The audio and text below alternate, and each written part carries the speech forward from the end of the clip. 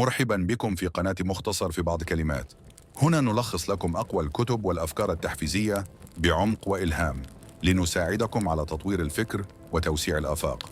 انضموا إلينا لاكتشاف مفاهيم قوية، رؤى ملهمة، وتحليل ذكي لأهم الكتب والمصطلحات الفكرية.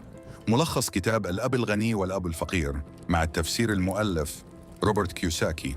الفرق بين العقلية المالية للأغنياء والفقراء. الفكرة العامة للكتاب. يحكي روبرت كيوساكي عن تجربته في التعلم المالي من أبويه، حيث يمثل الأب الفقير والده البيولوجي متعلم أكاديمي لكنه يعاني ماليا بسبب اعتماده على الراتب. الأب الغني والد صديقه الذي لم يكمل تعليمه لكنه أصبح ثريا من خلال الاستثمار والفهم المالي. يهدف الكتاب إلى توضيح الفرق بين عقلية الفقراء والأغنياء فيما يتعلق بالمال، ويحث على تطوير الذكاء المالي والاستثمار بدلاً من الاعتماد على الوظيفة. تفسير عميق لكتاب الأب الغني والأب الفقير. الأب الغني والأب الفقير ليس مجرد كتاب عن المال، بل هو تحليل الفجوة بين الطبقات الاقتصادية من خلال عقلية الأفراد وسلوكهم المالي. لفهم الكتاب بعمق لابد من التطرق إلى عدة أبعاد تتعلق بالاقتصاد، النفسية المالية، والتأثير الاجتماعي. الفرق بين الذهنية الفقيرة والذهنية الغنية. المال ليس المشكلة، بل طريقة التفكير تجاه المال. الكتاب يوضح أن الفقر والغنى ليسا مجرد حالة مالية، بل عقلية تترسخ في طريقة التعامل مع المال. الذهنية الفقيرة تعتمد على الأمان الوظيفي، تظن أن المال يأتي فقط من العمل الجاد، تعيش وفق راتبها الشهري وتنفق أكثر مما تكسب، تخاف من المخاطرة وتعتقد أن الاستثمار مقامرة. الذهنية الغنية تؤمن بأن المال يمكن أن يعمل لصاحبها وليس العكس، تفكر في كيفية بناء مصادر دخل إضافية، ترى في كل أزمة مالية فرصة للاستثمار والنمو. التفسير العميق. الذهنية الفقيرة مرتبطة بعقلية القطيع، حيث يتبع الناس الأنظمة التقليدية، التعليم، العمل، الراتب، التقاعد، دون التشكيك فيها، بينما الذهنية الغنية تتحدى هذه الأنظمة وتبحث عن طرق جديدة لتوليد الثروة. لماذا لا يعلمون الذكاء المالي في المدارس؟ النظام التعليمي مصمم لإنتاج موظفين وليس رجال أعمال. روبرت كيوساكي يسلط الضوء على مشكلة جوهرية. التعليم التقليدي يركز على المهارات الأكاديمية والمهنية، لكنه لا يعلم كيفية إدارة المال والاستثمار. التفسير العميق. المدارس أنشئت في الأساس خلال الثورة الصناعية لتدريب العمال وليس لتخريج رواد أعمال. الشركات والحكومات تحتاج إلى موظفين وليس مستثمرين، لذلك لا يتم تعليم الذكاء المالي إلا لمن يبحث عنه بنفسه. الثقافة الاستهلاكية تفرض نفسها، فتشجع الناس على الشراء والاقتراض بدلاً من الاستثمار والادخار. لما الأصول أهم من الراتب؟ الأغنياء يشترون الأصول، الفقراء يشترون الالتزامات ظناً أنها أصول.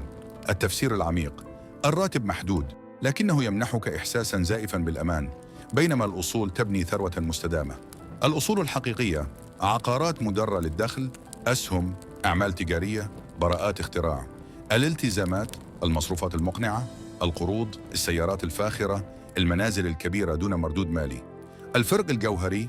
الأصول تدر المال حتى أثناء النوم، بينما الراتب يتوقف بمجرد التوقف عن العمل. لما يخاف الفقراء من المخاطرة بينما الأغنياء يرحبون بها؟ الخوف من الفشل أكبر عائق أمام النجاح المالي. الناس الذين لا يتعلمون الاستثمار يظلون رهائن لوظائفهم بسبب الخوف من الخسارة. التفسير العميق. النظام التعليمي يعاقب على الأخطاء، فكرة أن الفشل شيء سيء، بينما في عالم الأعمال الأخطاء جزء من التعلم والنمو. الفقراء يرون في كل أزمة اقتصادية تهديداً، بينما الأغنياء يرونها فرصة لشراء الأصول بأسعار منخفضة. الناس يفضلون الراحة على الحرية المالية، لذلك يبقون محاصرين في سباق الفئران. العمل من أجل دفع الفواتير فقط. أكبر مخاطر الحياة ليست المخاطرة، بل عدم المحاولة أصلاً.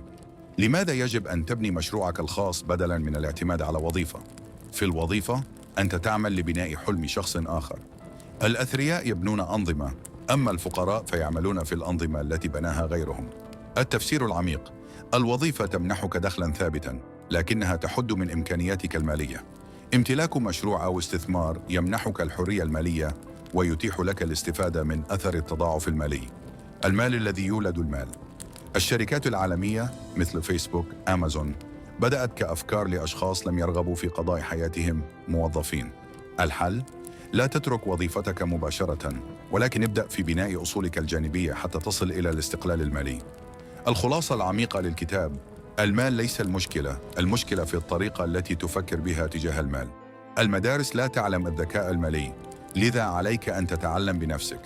الأصول هي مفتاح الثروة، بينما الوظيفة تمنحك مجرد استقرار مؤقت. الخوف من المخاطرة هو أكبر عدو للنجاح المالي. بناء مشروعك الخاص هو أفضل طريقة لتحقيق الحرية المالية. السؤال لك: ما رأيك في هذه الأفكار؟ وهل تعتقد أن المال مرتبط بالعقلية أكثر من الظروف؟